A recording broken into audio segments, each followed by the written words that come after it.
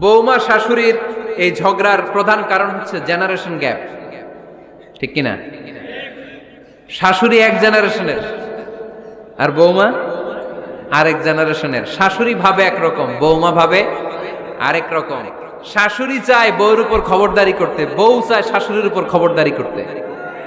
এই ডমিনেটিং এর কারণে কিলাকিলি আছে না নাই? আহা, এটা ঠিক না। আমার শাশুড়ি মায়েরা যারা আছেন, প্রথমে শাশুড়ি দিয়ে শুরু করি। আমার মাইকের আওয়াজ যে ঘরগুলাতে যায়, আমার শাশুড়ি মাদেরকে বলবো, বউদের উপর অত্যাচার করবেন না। ছেলেরে প্রশ্ন করে, তোর কাছে তোর বউ বড় না আমি বড়? আছে না নাই? এটা একটা প্রশ্ন হইল। তোর বউ বড় না আমি বড়? দুইজনেই বড়। তো এক ছেলে সুন্দর উত্তর দিছে, আমার কাছে ভালো লাগছে উত্তরটা শুনে। এক মা প্রশ্ন করছে, তোর এতদিন আমি লালন পালন করে বড় করলাম, জীবন যৌবন তোর জন্য শেষ করলাম, আজকে বউ পাইয়া বউ তোর আপন হয়ে গেল? এবার ছেলে উত্তর দিছে, মা, আমার মুখ থেকে মা ডাক শোনার জন্য তুমি কি কষ্টটাই না করছো জীবনে। 10 মাস আমারে পেটে ধারণ করলা, খাইতে পারো নাই, বমি করছো, খালি ওষুধ খাইছো, তোমার পেট কেটে আমারে বের করা হয়েছে, 2 বছর আমারে দুধ খাওয়াইছো, পেশাব পায়খানা পরিষ্কার করেছো। বয়স যখন 3-4 তখন তোমার আমি মা ডাকছি, এই মা ডাকটা শোনার জন্য তুমি এত কষ্ট করছো।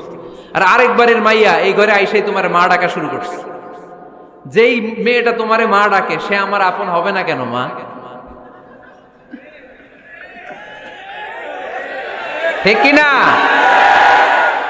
এই মা ডাক শোনার জন্য তুমি এত কষ্ট করলা, আমার লালন পালন করলা, 10 মাস পেটে ধরলা, পেশাব পায়খানা পরিষ্কার করলা, এরপরে মা ডাক শুনতে পারছো। আর আরেকবারের মেয়ে জানা নাই চিনা নাই এসেই তোমার ডাকা শুরু করছে মা। তো যে আমার মারে মা ডাকে তার স্থান তো আমার কলিজায়, ঠিক কিনা? শাশুড়ি আম্মারা যারা আছেন, প্লিজ বৌমাদেরকে কষ্ট দিয়েন না। অনেক শাশুড়ি আছে পান থেকে চুন খসলে রেগে যায়, পদে পদে স্ত্রীর ভুল ধরে, বউয়ের ভুল ধরে, আছে না নাই? এটা করবেন না। সে তো নতুন, আপনার অনেক এক্সপিরিয়েন্স হতে তার সময় লাগবে, তাকে সময় দিন, তাকে ভালোবাসুন, ঠিক কিনা? না বুঝে সামান্যতে বৌমারে বদদোয়া দেয়, এরকম আছে না নাই? কিন্তু বুঝতে চায় না, বৌমারে যদি বদদোয়া দেয় তাহলে তার নিজ ছেলের পরিবারের ক্ষতি, পেটে ধরা যে ছেলে, ছেলের পরিবারের কিন্তু ক্ষতি, তার আপন নাতি নাতনিদেরই ক্ষতি। আওয়াজ করে বলেন ঠিক কিনা? বৌমাকে বদদোয়া দিয়েন না। বৌমাকে নিজের মেয়ের মতো দেখবেন। সমাধান আমি দিচ্ছি। কেমন দেখতে হবে? নিজের মেয়ের মতো। নিজের মেয়ে সকালে ঘুম থেকে ওঠে 11টা, ওইটা সমস্যা নাই। বৌমা কেন উঠলো না, ওইখানেই ঝামেলা, আছে না নাই? মেহেরবানি করে আপনার বৌমাকে আপনার নিজের মেয়ের মতো দেখেন। নিজের মেয়েরে যেমনি আদর করেন তাকেও অমনি আদর করেন। আপনার বৌমারে যদি আপনি কষ্ট দেন, মনে রাখবেন আপনার নিজের মেয়েটাও আরেকবারের বউ হয়ে কয়েকদিন পরে যাবে। আপনি যা যা করবেন আপনার মেয়েকেও তারা ওই রকম কষ্ট দিয়ে বাড়িতে ফিরিয়ে দিবে। চিল্লায় বলেন ঠিক কিনা? খবরদার, টিট ফর ট্যাট।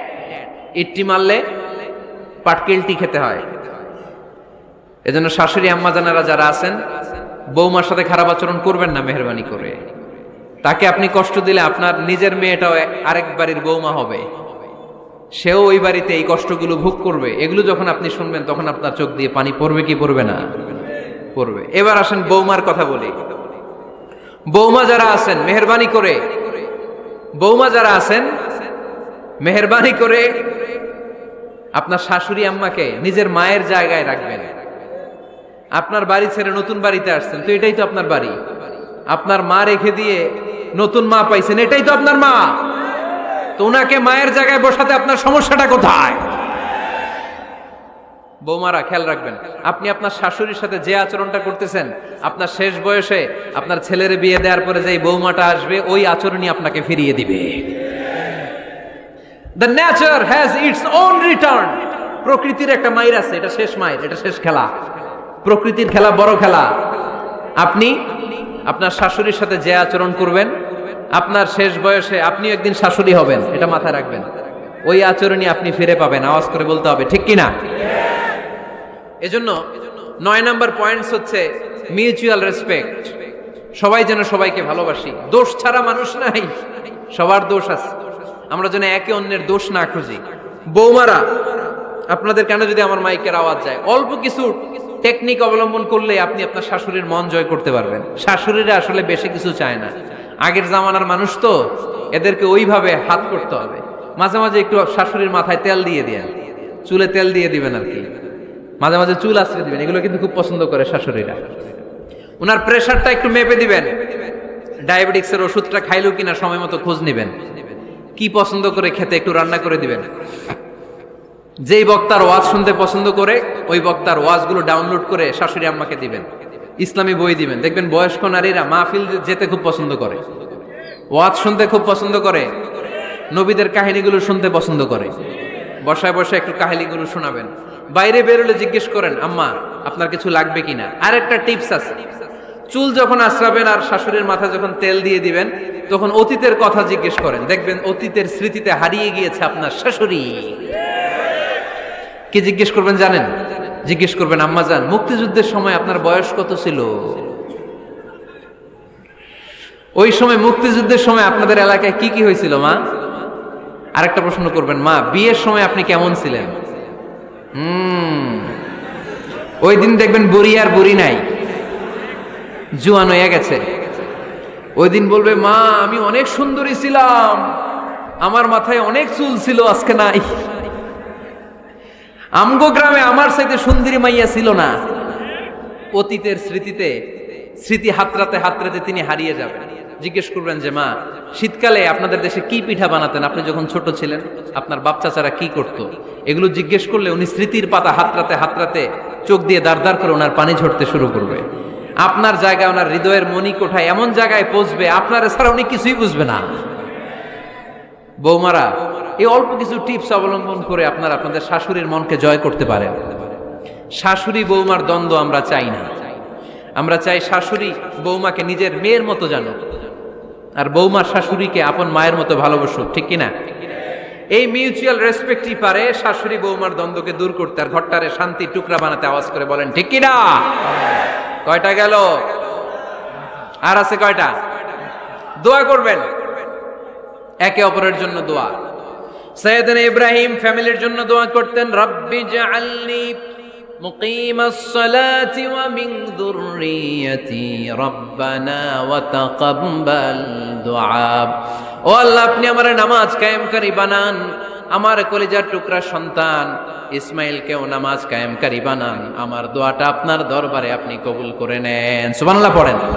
রব্বানা ইন্নী আসকানতু মিন যুররিয়াতি বিওয়াদিন গায়রি যী যারইন ইনদা বাইতিকাল মুহাররাম।